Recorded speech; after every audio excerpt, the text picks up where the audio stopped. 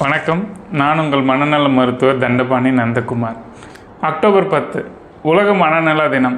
எதுக்காக இந்த நாளை செலிப்ரேட் பண்ணுறது தெரியுங்களா? 1992 இந்த தினத்தை நம்ம செலிப்ரேட் பண்ணிட்டு வரோம். இந்த தினத்தை பற்றி பார்க்கறதுக்கு முன்னாடி இந்த வீடியோவை பாருங்கள்.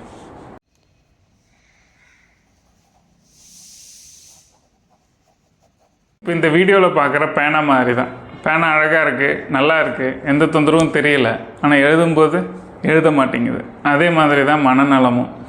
பார்க்குறதுக்கு ஒருத்தர் நார்மலாக இருக்கலாம், சிரித்து பேசலாம், எந்த தொந்தரவும் இல்லாத மாதிரி நமக்கு தெரியலாம். பட் அவங்க மனசு பாதிக்கப்பட்டிருக்கலாம்.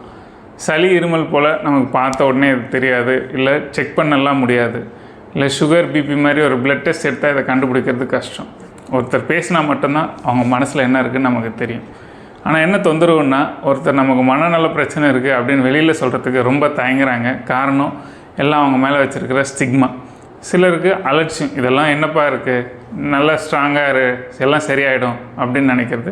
சிலருக்கு விழிப்புணர்வு இல்லாமல் இருக்கிறது, இது பிரச்சனை அப்படின்னே தெரியாமல் இருக்கிறது. இதுதான் காரணம்.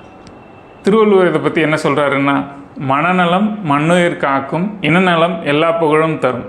அதாவது ஒருத்தருக்கு மனநலம் கரெக்டாக அமைஞ்சிருச்சுன்னா அவர் இந்த உலகத்தில் எதை வேணாலும் சாதிக்கலாம் அப்படிங்கிறத திருவள்ளுவர் 2000 வருஷத்துக்கு முன்னாடியே சொல்லியிருக்கார். அப்போ புரிஞ்சுக்கோங்க, வள்ளுவருக்கு தெரிஞ்சது இன்னும் நம்ம தெரியாமல் இருக்கோம் அப்படிங்கிறது.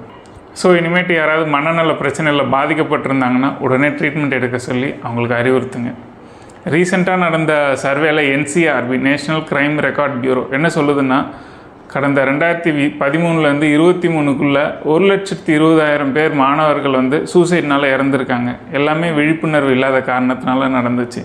ஸோ 1,20,000ங்கிறது கம்மி இல்லை, அதுவும் மாணவ பருவத்தினர் இறக்கிறது சாதாரண விஷயமும் இல்லை. ஸோ இதை நம்ம தடுக்கிறதுக்கு முயற்சி செய்யணும். இந்த டேவை கொண்டாட சொன்ன உலக சுகாதார மையம் என்ன சொல்லுது தெரியுமா? ஆரோக்கியங்கிறது வெறும் உடல் நலத்தில் நோய் இல்லாமல் இருக்கிறது மட்டும் ஆரோக்கியம் இல்லை, மனநலத்தோடு இருக்கிறது தான் ஆரோக்கியம் அப்படின்னு சொல்லுது. மனநலத்தை நம்ம எப்படி காக்கிறது, என்னென்னலாம் நம்ம செய்யணும்? நோய் இல்லாமல் இருக்கிறது சரி. சப்போஸ் நீங்கள் நார்மலாக இருந்துச்சுன்னா உங்களுக்கு வர ஸ்ட்ரெஸ்ஸை எப்படி ஹேண்டில் பண்ணணும், தூக்கம் சரியாமல் வராமல் இருக்கிறதோ, மனச்சோர்வோ, பதட்டமோ, இந்த மாதிரி பல விதமான தொந்தரவுகள் நமக்கு இருக்கலாம். இதெல்லாம் நம்ம எப்படி ஹேண்டில் பண்ணுறது, இதெல்லாம் தெரிஞ்சுக்கிறது மனநலத்தில் ரொம்ப முக்கியம். இப்போ ஒரு சளி வந்தால் பேரசிட்டமால் போடணும்னு தெரியுது. இப்போ மனசு ஸ்ட்ரெஸ்ஸாக இருந்து சூசைடல் தாட்ஸ் இருந்தால் என்ன பண்ணணும்னு உங்களுக்கு தெரியுமா? இதெல்லாம் தெரிஞ்சிக்க வேண்டியது அவசியம். மனநல பிரச்சனைக்கு எல்லாமே இப்போ மருந்து கண்டுபிடிச்சாச்சு. எல்லாத்துக்குமே கரெக்டான மருந்து எடுத்திங்கன்னா நீங்கள் நல்ல வாழ்க்கை வாழலாம். ஸோ மருத்துவம் பார்க்க தயங்காதீங்க. யாராச்சும் உங்களுக்கு தெரிஞ்சவங்க மனநலத்தால் பாதிக்கப்பட்டிருந்தால் அவங்கள ஒதுக்காதீங்க. ஸ்டிக்மாவை தவிர்ப்போம், மனநலத்தை வளர்ப்போம். எண்ணம் போல் வாழ்க்கை அப்படின்னு சொல்லுவாங்க. எண்ணம் நல்லா இருக்கணும்னா மனநலம் அதுக்கு நல்லா இருக்கணும். மனநலம் காப்போம். நன்றி.